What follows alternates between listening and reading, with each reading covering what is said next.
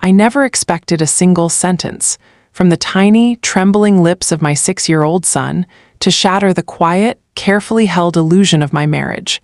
But life is funny like that. It waits until you're at your most fragile, and then it whispers a truth that pulls the ground straight out from under you. That evening had been ordinary in every possible way. I was in the kitchen, still wearing my office blazer because I hadn't bothered to take it off, stirring pasta while checking my emails on my phone. The faint smell of garlic and butter filled the room. My son, Liam, was on the floor near my feet, drawing something in his sketchbook with wide, distracted strokes. Outside, the sun had already dipped behind the row of maples lining our street in Seattle. The house felt unusually quiet, especially because my husband, Mark, hadn't yet come home. He always texted if he'd be late. Always. Not because he was particularly considerate, though that's what people thought, but because he liked control. Control over schedules, over how things looked, over how we looked. I had just turned off the stove when Liam suddenly tugged at the hem of my blazer. I looked down, ready to tell him that dinner would be done in a minute. But one look at his little face, scrunched, anxious, far too serious for a child his age, made my words catch in my throat. "Mommy," he whispered, I don't like Daddy's new friend." My heart paused. "What do you mean, sweetheart?" I forced a soft smile, crouching down so I was eye level with him. He looked over each shoulder as though someone else might hear. "The lady Daddy plays with when you're at work." That smile I was forcing collapsed instantly, like a sandcastle against a rising tide. My hand froze mid-air. "What lady?" I asked, trying not to choke on the rising panic. Liam's lower lip trembled. "The one with the shiny hair. Daddy says she's just his work friend, but he said not to tell you." A cold, crawling sensation crept up my spine. The air around me thickened. Suddenly, even the warm kitchen felt like a freezer. Mark with another woman? Of course I'd had suspicions before. Small things, dismissible things. A perfume scent that wasn't mine clinging faintly to his shirt. Sudden late meetings. Work trips that didn't quite add up. A new password on his phone. His increasing impatience with me. His over-sweet, performative affection in front of friends, like he was compensating for something. But until that moment, I'd willed myself not to believe any of it, because believing it meant that everything, our marriage, our family, our life, could unravel, and I didn't know if I was strong enough to hold the threads together. "Liam," I said gently, my voice unsteady, "when did you see this lady?" His little fingers fidgeted. Began drawing invisible shapes on the tiled floor with his sneaker. "Sometimes when he picks me up from school, she sits in the car with him, she gives me candy." But he bit his lip. "But sometimes Daddy gets angry when she talks too much." I felt sick. "How does she look, honey?" "She has long shiny hair like gold, and she laughs loud," and his voice dropped into a whisper. "Daddy holds her hand sometimes." My vision blurred for a moment, the world turning watery around the edges. It took everything in me to keep my breathing steady. "Liam," I murmured, pulling him into my arms. "Thank you for telling me. You didn't do anything wrong. I'm very proud of you." He nodded against my shoulder, then pulled away again, his eyes huge. "Mommy, are you mad at me?" That question broke me. Tears pricked behind my eyelids, but I blinked them away before he could see. "Never. I'm not mad at you. I love you so much." He wrapped his tiny arms around my neck with a desperate tightness that felt like he was clinging to something he feared losing. And maybe he was. Mark came home later that night, later than usual, almost midnight. I didn't confront him right away. I couldn't. I didn't want him to know I knew, not until I could prepare myself for whatever the truth was. He walked in with that smooth, work-stressed charm he always put on like a suit. "Hey babe," he said casually, setting his keys on the counter as though nothing was wrong. "Sorry I'm late. Things at the office got crazy." He bent to kiss my cheek. I turned slightly so he only caught the edge of my skin. His lips paused in the air. "What's wrong?" he asked. "Nothing," I replied with a practiced smile. "Just tired." He looked at me for a moment longer, suspicion flickering behind his eyes before he shrugged it off. "I'm starving. Did you make dinner?" "It's in the fridge." He disappeared into the kitchen. I watched him move around like a stranger living in my house, using my plates, touching my things, smiling his charming lawyer smile. I studied the details. his shirt slightly wrinkled in a way it never was before. His tie loosened too much. The faintest hint of perfume that wasn't mine. Golden, sweet, too floral, the lady with the shiny hair. I didn't sleep that night. I spent hours staring at the ceiling while Mark snored lightly beside me. My mind raced with possibilities, memories, inconsistencies. Every late meeting, every sudden change of plans, every moment he touched his phone protectively when I came near. By 4 a.m., my pillowcase was damp with tears. I stared at his sleeping face, at the man I'd married 12 years ago, the man I had built a home and a life with, the man I'd believed was faithful, even when my gut screamed otherwise. The man my son was now scared to tell the truth about. Something inside me shifted that night, a quiet, resolute breaking. If he was cheating, I needed to know. Fully, clearly, undeniably, not hints, not suspicions, not dreams, not nightmares, the truth, even if it destroyed me. The following morning, I dropped Liam at school and took a personal day off work. I couldn't concentrate on anything else. I needed answers. I spent the first hour pacing the living room. Then I sat on the couch and cried again. Then I paced some more. When the clock hit 10, I knew what I had to do. I grabbed my keys, slipped on my jacket, and left the house. Mark's office wasn't far. A 10-minute drive downtown, right near the tall corporate buildings with glass walls and polished marble lobbies. He'd been a partner at the firm for 3 years now, and he always bragged about how prestigious it was. I had been there only once for a charity dinner, but today wouldn't be some decorative visit. I parked outside the office building and sat in my car for a long time, gripping the steering wheel with cold, stiff fingers. Finally, I stepped out. The lobby was busy, trainees holding files, attorneys rushing with coffees, receptionists speaking quickly into phone headsets.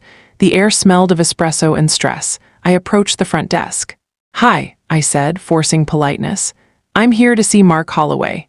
The receptionist nodded professionally. "Is he expecting you?" "No, he is," I lied with a small smile. She typed something, looked at the screen, then back at me. "He actually stepped out about 20 minutes ago." My stomach dropped. "Stepped out where?" "He didn't say, ma'am, just that he wouldn't be available for the next couple of hours." My heart hammering painfully, I thanked her and walked back outside. 20 minutes ago.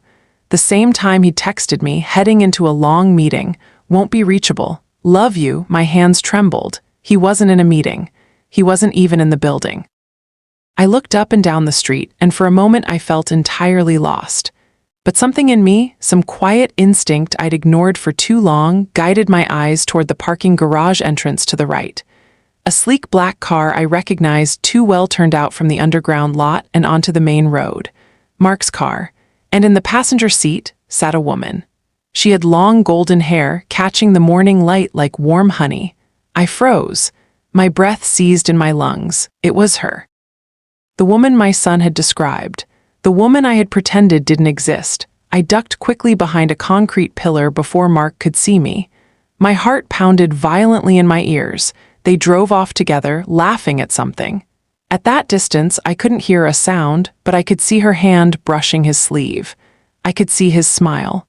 That soft, indulgent smile he hadn't given me in months. My entire chest collapsed inward. This wasn't a misunderstanding. This wasn't a harmless work friend. My son hadn't imagined anything. Mark was cheating, and he wasn't even trying to hide it well. Tears blurred my vision as I stumbled back into my car. My breathing was shaky, ragged, all over the place. My fingers trembled so badly I could barely push the start button. I didn't even know where he was going. But something inside me whispered, "Follow him, Jane. You need to know everything." So I did. I followed at a distance, 2 cars behind, my heart pounding dangerously with every turn. They drove toward the waterfront, a scenic area with restaurants, boutique cafes, and a trail overlooking the bay. It was a place Mark and I used to take Liam on weekends. Now he was taking her. My grip tightened on the steering wheel. I parked a little away from them and watched as they got out. She laughed loudly, exactly as Liam had said. She touched his arm with ease, familiarity, comfort. He leaned down to whisper something into her hair. My throat closed. I knew I should leave. I knew watching this would destroy me piece by piece, but I couldn't move. They walked toward a picturesque cafe with ivy around the windows. Mark held the door open for her. She kissed him lightly on the cheek as she entered, like she had been doing it for a long time. I felt like my entire soul cracked open. I couldn't cry. Not yet. It was like the heartbreak hadn't fully hit me. Like my body was numb, preparing for the storm that was about to come. I sat in my car watching through the windshield, my heart tearing silently inside my chest. A couple walked past me, hand in hand, laughing, unaware of the world shattering in the car beside them. Another woman pushed a stroller. A jogger ran by, listening to music. Life continued casually, indifferently, while mine was collapsing. I wasn't sure how long I sat like that, maybe a minute, maybe an hour. But at some point, as I stared at the cafe entrance, something in my vision shifted, because suddenly, Mark and the woman weren't alone. A small figure ran up to them, a little girl maybe 4 or 5 years old. She held the woman's hand, tugging it excitedly. The woman picked her up and kissed her cheek. Mark laughed, ruffling the child's hair with familiarity and affection. My lungs stilled. My heart stopped mid-beat. My mind couldn't process what I was seeing. A child. With them.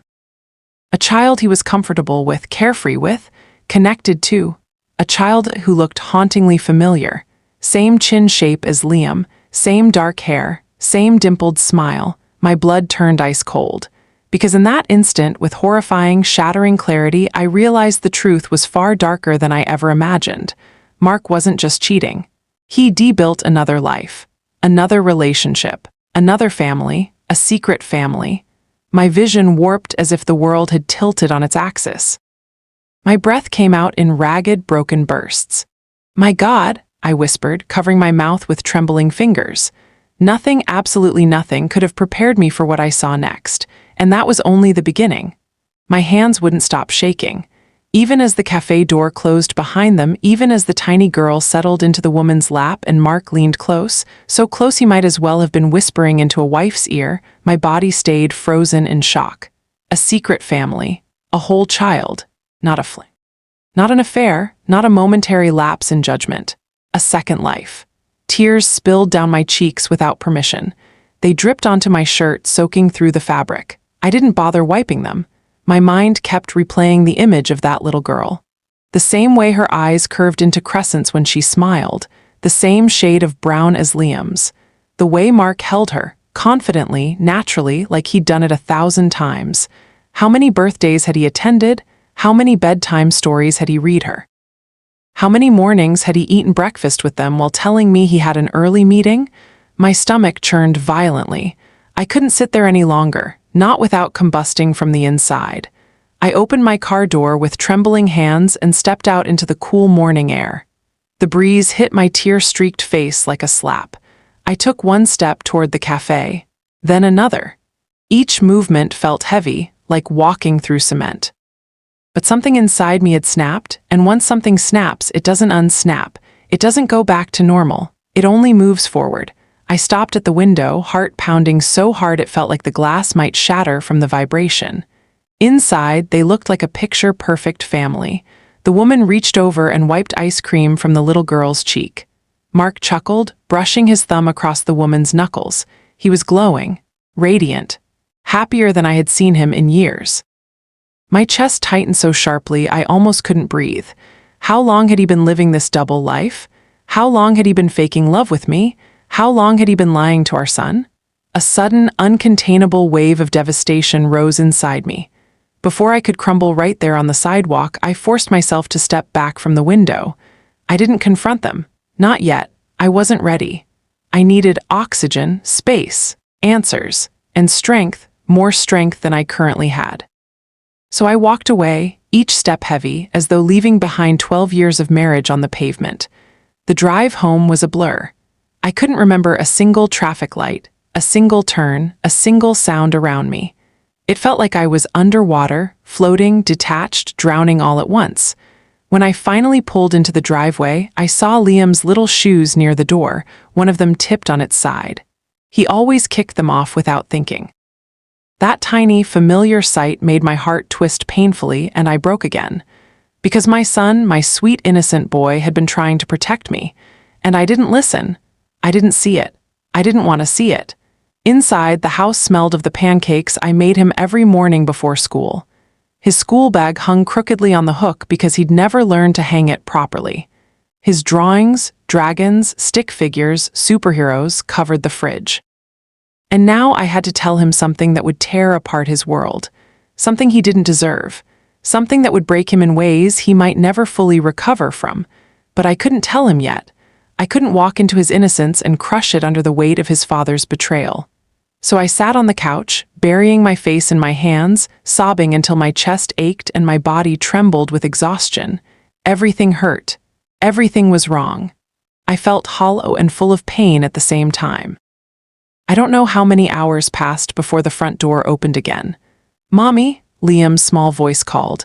I wiped my tears quickly, forcing my expression into something resembling calm. "Hey, baby." He ran into the living room and threw his arms around me. I hugged him tightly, probably tighter than I ever had, because I needed him in that moment more than I had ever needed anything. His hair smelled like crayons and the outdoors. "Are you okay?" he asked, tipping his head back to look at me. "I'm okay," I whispered, stroking his cheek, "just a little tired."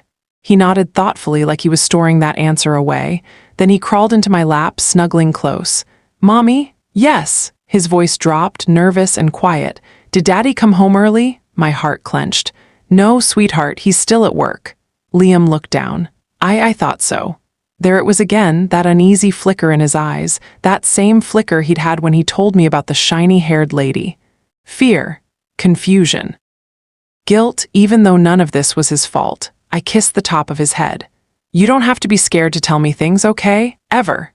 He nodded, but I could tell he didn't fully believe me yet. Children know when something is wrong. They feel it before adults even realize it. Mark didn't come home until late again. 11:27 p.m. to be exact. I listened to his footsteps coming down the hall, rehearsing what I might say. But when he entered the room, smiling like he hadn't been cheating all day, the words caught in my throat. "Long day," he sighed, taking off his jacket. "Back-to-back meetings." Meetings? That word hit me like a punch. I stared at him, trying to decipher how he could say such things so casually. Lies flowed from him with the ease of breathing. He didn't look guilty. He didn't look conflicted. He looked relaxed, happy, as though he'd spent the day with his real family and was now visiting us like an afterthought. He stripped off his tie, loosened his collar, and walked over to the mirror to adjust his hair. My voice finally found its escape. "How many meetings did you have today?" He froze in place, just for a moment. Then he turned, expression carefully neutral. "Why?" "I stopped by your office." His jaw tensed almost imperceptibly. "You what?" "You weren't there." He walked closer, slowly. "Jane, what's going on? Why are you suddenly checking up on me?" "Because," I whispered, "you weren't where you said you were." He looked away only for a split second, but it was enough. A guilty flinch, a tiny crack in the mask. "I told you," he said, voice steadier now, "I had off-site meetings." I stood up from the bed, staring at him with a mixture of grief and fury swirling inside me. "Who is she?" His face went blank. "What?" "The woman with the long golden hair." The air snapped between us like elastic. He blinked. Once. Twice. Then quietly, composedly, like a man confident in his lies, he said, "I don't know what you're talking about." My body trembled. My throat tightened so painfully it felt like something was crushing it from the inside. "You do know," I said. "Liam told me, and I saw you today." His eyes widened subtly, surprise flickering before he hit it. "You saw me?" "I saw you with her, at the cafe, and the child." His face paled, not dramatically, not theatrically, but enough. Enough to tell me that he knew exactly what I saw. "Jane," he began carefully, "you're making assumptions, wild assumptions." My vision blurred. "A child, Mark, a little girl who looks like you." He inhaled sharply, rubbing his forehead. "Jane, listen. She looks like Liam," I said, voice cracking.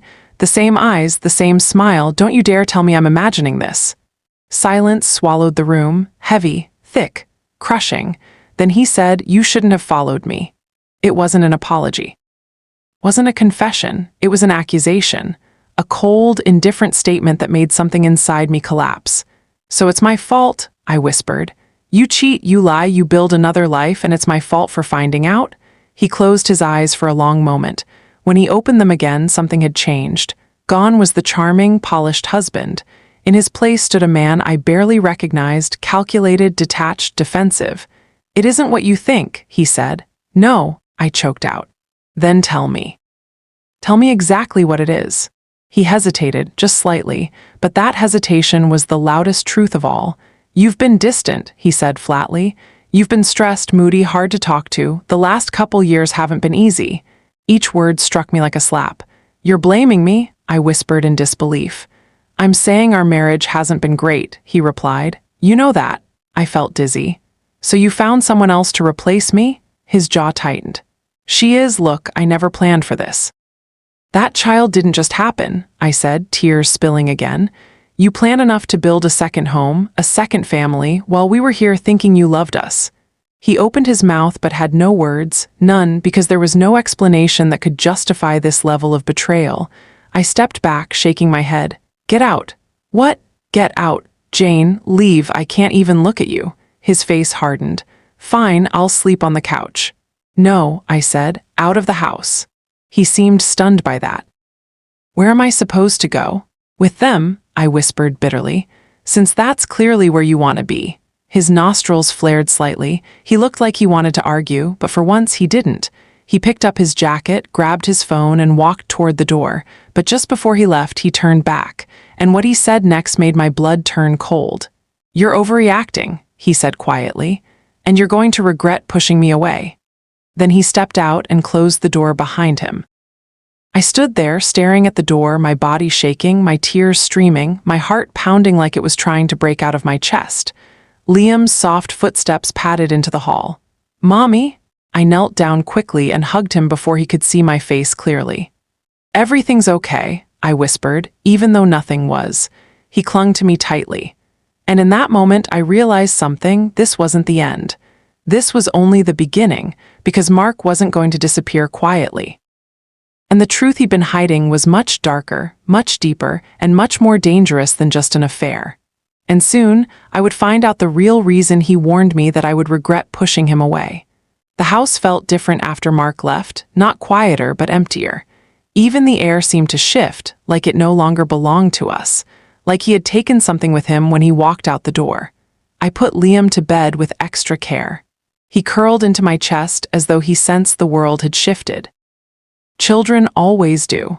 Their bodies tense differently, their eyes search more deeply, their questions linger on their tongues. Tonight, he didn't ask anything. He just clung to me until he drifted into sleep. When I finally shut his bedroom door, I felt the silence press against my back. It felt like standing at the edge of a cliff and knowing there was no one behind me to hold me steady anymore. I walked into the living room and sat on the couch. The same couch where Mark had kissed my forehead countless times, the same couch where we watched movies curled up together before everything crumbled. Now it felt like a piece of someone else's life, not mine. I needed answers. I needed clarity. I needed to not feel like I was drowning, so I grabbed my phone. My fingers hovered over Mark's messages. I wanted to scroll, to search for the proof he'd hidden from me, but my hands froze. I couldn't bring myself to open those conversations. Instead, I opened his social media. Nothing unusual, nothing incriminating, nothing real. Because a man who builds a secret life doesn't leave clues where the world can see them. But then I remembered something I'd ignored for years. Mark was careful, obsessively careful. He never left things out, never forgot his phone, never slipped in his routines, unless he wanted to, unless he felt safe. Unless he was sure the secrets he hid were invisible to me.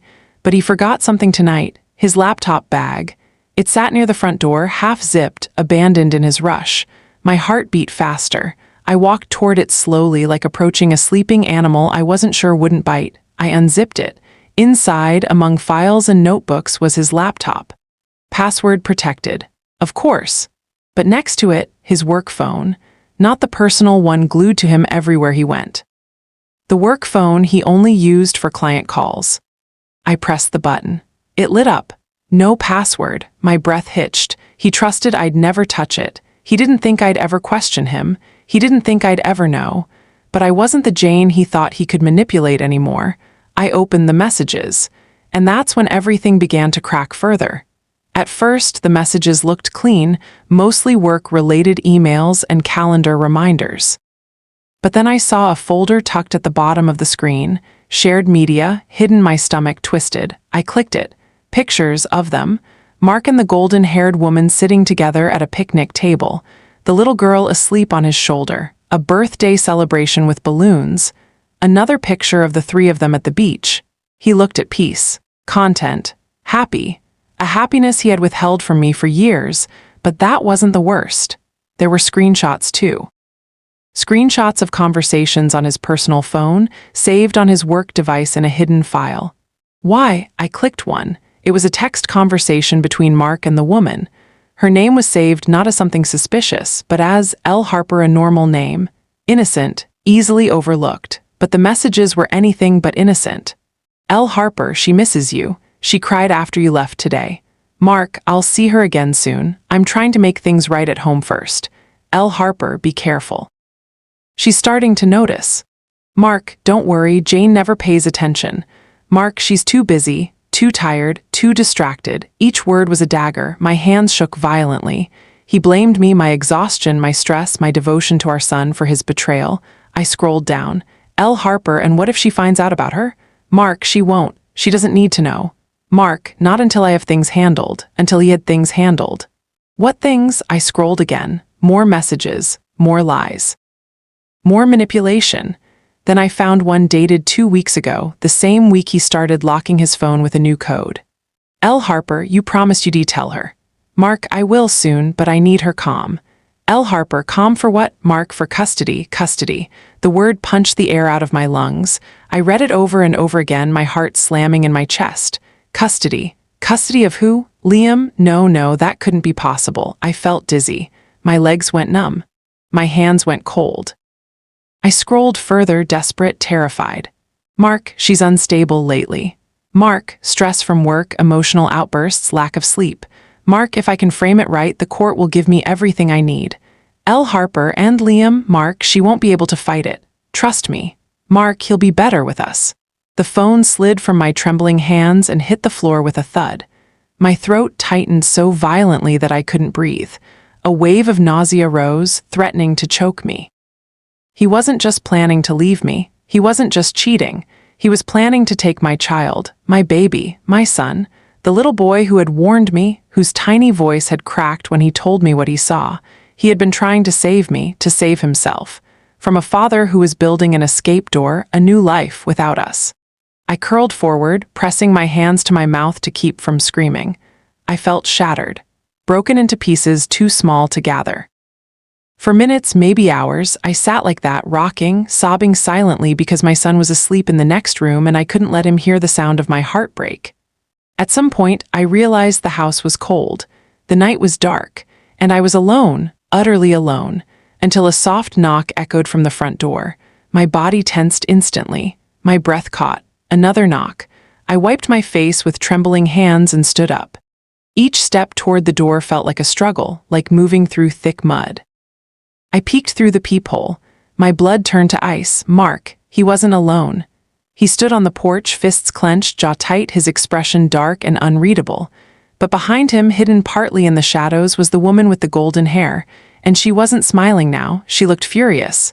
My heart pounded wildly. I didn't open the door. I didn't move. Jane, Mark's voice called through the wood. Open the door. We need to talk. Talk. That word felt dangerous. Like a trap, my throat tightened.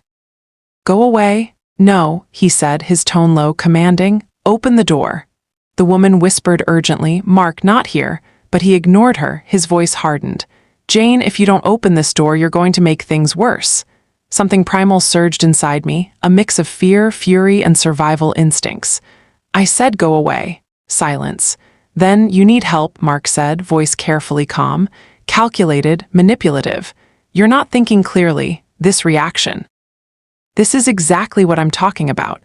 My knees nearly gave out. He was already framing me as unstable. He was already building his narrative. He was already preparing for the custody battle he'd been plotting. Leave, I choked out. Leave us alone. Liam stirred in his room. I heard the soft rustle of blankets. Mark heard it too, his tone sharpened. Let me see my son. No, Jane. His voice turned cold. "You don't want this to escalate." The woman put a hand on his arm, whispering something again, but he shook her off. "Open this door," he repeated. "I'm calling the police," I threatened, though my voice trembled. Silence again, then unexpectedly a low, bitter laugh from the woman. "You really thought he was yours," she said loud enough to pierce through the door. "You really thought he loved you?" My chest caved. Her voice was venom, smooth, cruel, confident. Mark hissed, "Enough," but she ignored him. "He's been with me for years," she continued coldly. "You were just Mark cut her off sharply, grabbing her arm. I said enough. For a few seconds, the front porch erupted in muffled arguing. Their voices overlapped, sharp and tense. Then footsteps. They were leaving. I stayed frozen behind the door until I heard the faint sound of their car starting. I didn't breathe until their taillights disappeared down the street. Only then did the world crash back around me. I sank to the floor, my entire body trembling uncontrollably. The house felt too quiet, like the silence itself was afraid to touch me. I hugged myself tightly, rocking slightly, trying to hold myself together. I didn't know how to protect Liam from this. I didn't know how to protect myself. Mark was dangerous, not in a physical sense, but in a calculated, psychological way. A man who can lie without blinking. A man who can build a second family. A man who can plan to steal a child from the woman who raised him. He wasn't the man I married. He wasn't even the man I thought I hated. He was someone darker. Someone willing to destroy anyone who stood between him and what he wanted. And now, what he wanted was my son. I looked toward Liam's room. I would die before letting Mark take him, but if what I read was true, this wasn't just a betrayal. This was a war, and I hadn't even begun to understand the deepest parts of it. Not yet. Because the truth, the real, horrifying truth behind Mark's second life, was still waiting beneath the surface. And soon, I would uncover a secret far more devastating than infidelity or lies. A secret that would explain everything. I didn't sleep that night. How could I? Every time I closed my eyes, I saw the image of that woman, Emily, holding my son's toy in her hands as if it were her own child, S. Every time I tried to calm myself, I remembered the way Ryan had laughed with her, how naturally he had slipped into a role that should have belonged to me, his wife. And worst of all, I heard Ethan's little voice echoing over and over again in my mind.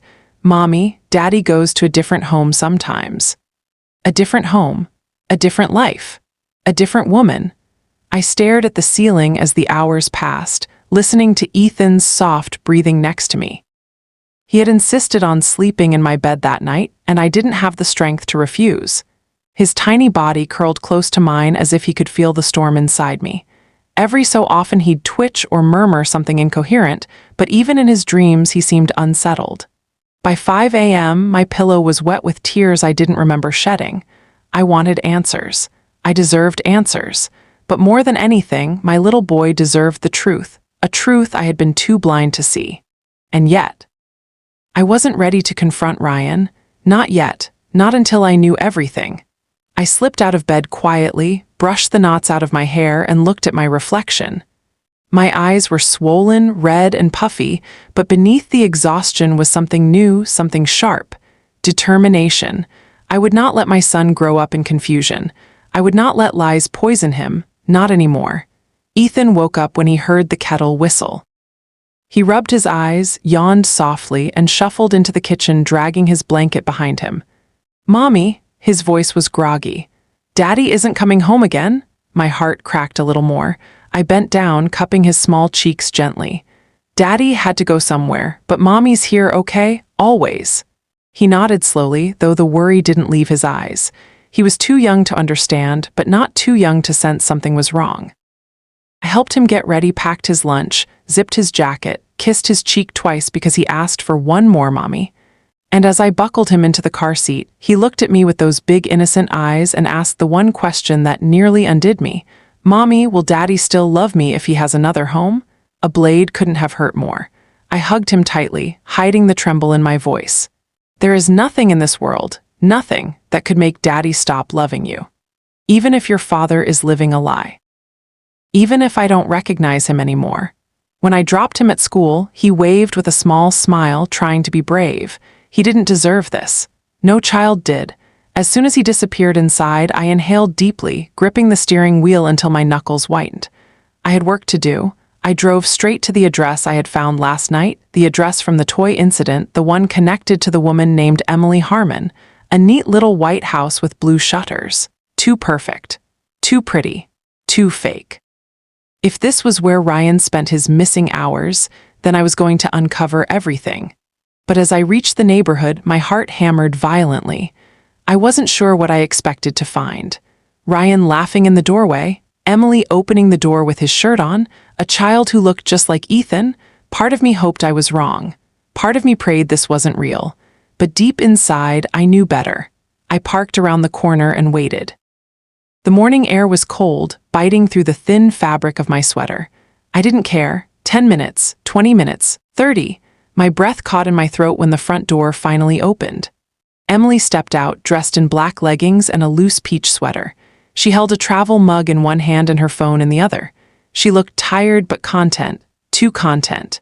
She walked to her car, a silver minivan, and as she opened the door, a little girl with curly dark hair peeked out from inside, rubbing her eyes. A child, my chest squeezed painfully. She looked about 3 years old. 3. Around the same time, Ryan had started leaving home for extra work hours, meetings, and late-night emergencies. The timeline matched. I gripped the steering wheel until it hurt. My breath grew shallow. The little girl yawned and looked toward the street, her tiny fingers playing with a toy, a small stuffed rabbit. A stuffed rabbit I had seen before. Ryan had bought an identical one for Ethan months ago. My stomach lurched. Emily lifted the little girl into her car seat, kissed her cheek, then got in and drove away. I stayed frozen long after the car disappeared. A child, a daughter, but was she his? Everything inside me twisted violently. I needed answers, real ones, and there was only one place left to get them. I drove straight to Ryan's office. My hands shook the entire time, and by the time I stepped into the building, my legs felt numb. The receptionist blinked at me in surprise. "Mrs. Walker. You're here early." "I need to see Ryan," I said, holding my voice steady. "Oh, he's not in yet." "He's not?" My stomach dropped. She shook her head. "He hasn't come to the office all week." The room spun. "What do you mean? He leaves home every morning for work." She frowned. "I thought you knew. He submitted a leave request 2 weeks ago." My blood ran icy cold. 2 weeks? He had been lying to me for 2 whole weeks, and who knew how much longer before that? I turned away, gripping the counter for balance. The puzzle pieces snapped together brutally, the late nights, the sudden errands, the new house key on his ring. The toy found in Emily's hands, the little girl with curly hair, the lies, all of it. I left the building in a daze, feeling like I was floating outside my own body. Who was this man I had married? Who was this person I had chosen to raise my son with? I called him. He didn't answer. I called again. No response. On the 3rd try, he declined the call. And that was it. The last thread snapped. I gritted my teeth, wiped my tears, and drove to the only place he ever went when he wasn't home or at work. The place I had been too scared to approach last night. Emily's house. But this time I wasn't hiding. I knocked, hard. My heart thundered so violently I feared it would burst out of my chest. My knees felt weak, but my rage kept me upright. After a moment, the door opened. Emily stood there. Her eyes widened the second she saw me. "Jane," whispered. She knew who I was. My pulse roared in my ears. "Where is he?" Her lips parted, she hesitated, but then she stepped aside. And there he was. Ryan sat on the sofa, his face pale as snow, his phone in his hands, my missed calls still lighting up the screen. He shot to his feet. "Jane, I can explain." "Explain?" My voice cracked. "Explain what? Why you've been lying, why you've been disappearing, why you have another home?" He ran a hand through his hair, trembling. "Jane, please come inside. Let's talk." "I'm already inside," I said coldly. He swallowed. Okay, just calm down." "No," I whispered. "You don't get to ask me that." A small sound interrupted us. I turned. The little girl peeked from behind the hallway wall, holding her stuffed rabbit close to her chest. Her eyes, big and curious, stung me like a slap. She looked like him. God, she looked like him. My entire body went numb. "Who is she?" My voice was barely audible. Ryan's face twisted in pain. Emily lowered her eyes. He hesitated, and that hesitation alone broke something vital inside me. "Ryan," I whispered, my vision blurring. Is she your daughter? His silence screamed louder than any confession. The world crumbled. My knees buckled, but I caught myself on the arm of the couch. Emily rushed forward. Jane, please let us explain. Explain? I choked on the word. Explain what? That my husband has a second child? That my son has a sister he doesn't know exists? That you've been playing family behind my back while I've been raising our boy alone? Tears spilled down Emily's cheeks. It wasn't supposed to happen. Wasn't supposed to happen? I laughed hollowly. You had a child with him. Ryan stepped closer. It only happened once. Years ago, before Ethan was born, I didn't know she got pregnant. I didn't know until recently. Recently? My voice rose. Ethan told me something was wrong before you did. Jane, you let our son feel confused, scared, guilty, while you built a separate life. You lied every day. He reached for my hand. I stepped back sharply. Don't touch me. He froze, tears spilling freely down his face now. I didn't want to hurt you, he whispered. A bitter laugh scraped out of me. And yet you did, over and over. I looked at the little girl. Her eyes were innocent. She didn't deserve this chaos. None of the children deserved to grow up in a shadow of their parents' deceit. But knowing that didn't make the pain any less unbearable. I turned back to Ryan, my voice shaking uncontrollably. You broke our family, you broke our son, and you broke me. Jane, please don't leave like this. Let's talk at home. I'm not going home with you. The air went still, his face crumpled. Jane, I'm taking Ethan, I said firmly. We're staying somewhere else. I need time. Emily looked away, guilt consuming her. Ryan fell to his knees in front of me. Please don't take my son away from me. My heart clenched painfully. I'm not taking him away, I whispered. You did. Then I walked out. I made it halfway down the driveway before the tears blurred my vision too much to see. I sank onto the grass, covering my mouth to muffle the sob that burst out of me. Every breath felt like knives. Every heartbeat felt like betrayal. All the years, all the memories, all the promises, broken, meaningless, gone. And in that moment, something inside me shifted, not just the heartbreak, not just the devastation, but a fierce primal resolve. I would not let this destroy me. I would not let this destroy my son. I wiped my face, inhaled a shaky breath, and stood. This is not the end, I whispered to myself. This is the beginning of the truth.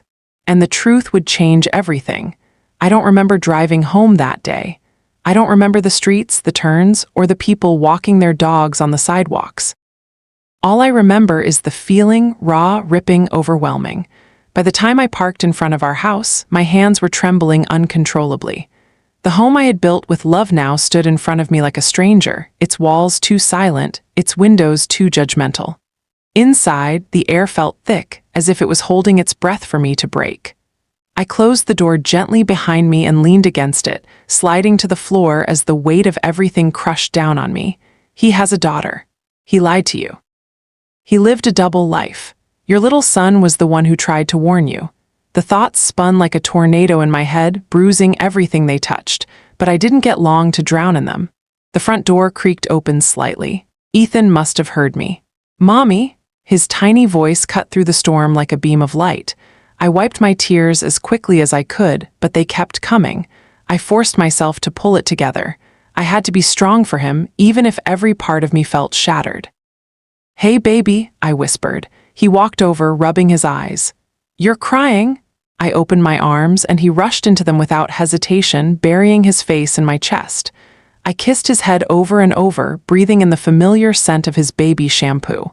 I'm okay, I whispered onto his hair, trying to convince both of us. Mommy's just a little tired. He nodded against me, but his small hands held my shirt tightly, as if he wasn't sure I wouldn't disappear. I lifted him up and carried him to the couch. He curled into my lap like he used to when he was a baby. After a long silence, he whispered the sentence that made me crumble again. Did Daddy make you sad? My breath hitched. Children always see the truth, even when adults try to hide it. I swallowed hard. Daddy made some mistakes, I said softly, but none of it is your fault. You didn't do anything wrong. Do you hear me? He nodded weakly. I stroked his cheek. You are loved, always. His small fingers traced my face gently. We still a family? The question burned. Yes, I whispered. You and me, we are a family, and Daddy will always love you too, even if things change. He blinked up at me. Change, good or bad? My voice cracked. Sometimes change hurts at first, but one day it helps us. His little head rested on my chest again. We stayed like that for a long time. That night, after Ethan fell asleep with his teddy tucked under his arm, I sat alone in the living room with a cup of untouched tea. The truth was out. The lies were exposed. The double life was no longer hidden behind smiles and excuses. But what came next? Should I stay with Ryan because of our son? Should I forgive him because years of marriage deserved at least a chance? Should I leave and rebuild our life from the ground up? The questions suffocated me. The clock ticked loudly in the silence, taunting me with its steady rhythm, each second a reminder that life kept moving even when my world stood still. I picked up my phone. There were 6 missed calls from Ryan, 3 voicemails, a text message. "Please let me see you, I'm begging you." I closed my eyes. A part of me wanted to scream at him. Another part wanted answers. A small, broken part still loved the man I married, but the woman he had become. The man who lied daily, who built a secret home with another woman who had a child behind my back, I didn't know him. At 10:47 p.m., I made my decision. Not for revenge, not for pride, not even for myself, but for the little boy sleeping peacefully in the next room, whose heart deserved a life built on truth, not deception. I packed a small suitcase. Clothes for both of us. Ethan's favorite blanket. The photo of us on his 3rd birthday. I called my sister and told her I needed a few days, only a few details, enough that she understood it was serious. She didn't ask further. She simply said, "Come." I placed the suitcase by the door, exhaled shakily, and sat beside it until exhaustion pulled me into sleep. The next morning, I woke before sunrise. Ethan slept curled like a kitten, peaceful for once. I almost envied him. As I made breakfast, I heard the soft thump of small footsteps behind me. "Mommy, where are we going?" He asked, noticing the packed bags. "To stay with Aunt Lily for a little while." He tilted his head, processing the idea. "Is it like vacation?" A sad smile tugged at my lips. "Something like that." He nodded and took a bite of his pancake, satisfied. Children adapt faster than adults. They trust the moment, not the fears lurking beneath. As I zipped his jacket, a knock rattled the door. My heart lurched. I knew who it was. I opened the door slowly. Ryan stood there, eyes swollen, face pale, hair a mess like he hadn't slept. His guilt was written all over him. He looked at me, then down at the suitcase near the door, and his face crumpled. "Jane, please, not like this." His voice was broken, shaken, barely a whisper. I stepped out and closed the door behind me, blocking Ethan from hearing anything. "You need to leave," I said quietly. He shook his head desperately. "Please, just talk to me, please. I'll tell you everything, every mistake, every detail, just don't walk away without hearing me." "Ryan," I whispered, "I'm doing what's best for our son." He swallowed hard, tears spilling. "You're taking him away from me. You took yourself away when you chose secrets over honesty." He flinched like I had struck him. Can I at least hug him?" He choked. I hesitated. He was a liar, a betrayer, but he was still Ethan's father. I nodded slowly. 1 minute. He exhaled shakily, relief breaking through his sob. I opened the door. "Ethan, Daddy's here. He wants to say bye for now." My little boy ran out without hesitation and jumped into his father's arms. Ryan clutched him as if holding onto the last piece of his soul. "I love you, buddy," Ryan whispered into his hair. "More than anything, you hear me?" Ethan nodded, confused. "Daddy, you sad?" Ryan swallowed hard. "I made a big mistake, and I hurt Mommy, but it's not your fault. Never." Ethan rested his head on his father's shoulder, and I felt something inside me twist painfully. After a long moment, I gently touched Ethan's back. "Time to go, sweetheart." Ryan kissed his cheek once more, tears dripping onto Ethan's jacket. He looked at me with devastation. "Please don't let this be the last time." I couldn't answer. I turned and walked away with my son, each step feeling like walking through fire. At my sister's house, the world slowed. The noise faded. The ache settled. I spent hours staring at the ceiling, hours watching Ethan play quietly, hours replaying every memory of Ryan, wondering which ones were real and which were painted over lies. At night, I cried until my pillow was wet. On the 3rd day, Ryan sent a message. "I want to tell you everything. Please give me one chance." I stared at it for a long time before typing, 1 hour tomorrow. We met at a small cafe, neutral ground, public, safe. When he walked in, he looked older, exhausted, defeated. He sat down slowly. "Thank you for coming," he whispered. I folded my arms. "Talk." He took a breath so shaky I thought he might break right there. "Emily and I, it happened years ago, before we were married. We were on a break. We were stupid. I left, we fought, and I thought it was over. I didn't know she got pregnant. She moved away. I never received anything from her, no calls, no letters, nothing." I blinked slowly, expression blank. "3 months ago," he continued, voice trembling, "she reached out to tell me the child might be mine." 3 months, my heart pounded. "Why didn't you tell me then?" He covered his face with his hands. "I was scared. I didn't want to lose you. I didn't want to hurt you. I didn't know how to say it. So you chose lies." "I chose fear." His voice cracked. "A coward's choice, the worst choice." He shook his head slowly. "I should have come clean. I should have trusted you. But instead, I became someone I don't even recognize." Silence settled heavily between us. Finally, I whispered, "Is she yours?" He nodded brokenly. "DNA test confirmed it last week." A tear slid down his cheek. Another followed. "Jane, I am so sorry. I love you. I love our son. I made mistakes, but I want to fix this. Please, please don't give up on us." His voice splintered into pieces. I stared at him, not the man I loved, not the man I married, but the man who had betrayed both. For the first time, I saw him clearly. A flawed man, a weak man, but a man who regretted everything. Still, some things can be forgiven, some things can be healed. But some things break so deeply they never become whole again. I inhaled shakily. "I don't hate you, Ryan." His eyes widened. "I don't want you to suffer. I won't turn Ethan against you. You will always be his father." He nodded desperately. "But," my voice cracked, "I cannot stay married to someone I cannot trust." His expression shattered. "Jane, please." "I gave you my loyalty," I whispered. "You gave me lies." I wiped a tear. "I need peace, and so does our son." He broke down completely. I looked away, tears streaming freely down my own cheeks. It hurt to stand. It hurt to walk away. But staying would have hurt more. Weeks passed. Some days were heavy. Some days were lighter. Some nights I still cried. Some mornings I woke feeling stronger. Ethan adapted beautifully. Children's hearts heal faster under love. Ryan visited twice a week. Their bond remained strong, and for that I was grateful. As for Emily, she apologized through a long, heartfelt letter. I never responded. Forgiveness might come someday. But trust? Never. One sunny afternoon, as Ethan colored on the patio, he looked up at me and said, "Mommy, we happy now?" I knelt beside him and kissed his forehead. "Yes, baby, we're learning to be." He smiled, satisfied, and went back to drawing. And in that moment, I realized something. This ending wasn't weakness. It wasn't failure. It wasn't defeat. It was rebirth. A painful one, yes, a messy one, but the kind that grows new roots. The kind that chooses truth. The kind that chooses peace. The kind that chooses love, real love between a mother and her child. I looked at my little boy, the one who had seen the truth long before I did, who had tried to warn me with his innocent words. He was my anchor, my strength, my reason. And as I watched the sunlight dance on his hair, I whispered softly to myself, "This is not the life I expected, but it is the life I will rise from." And I did, and I will.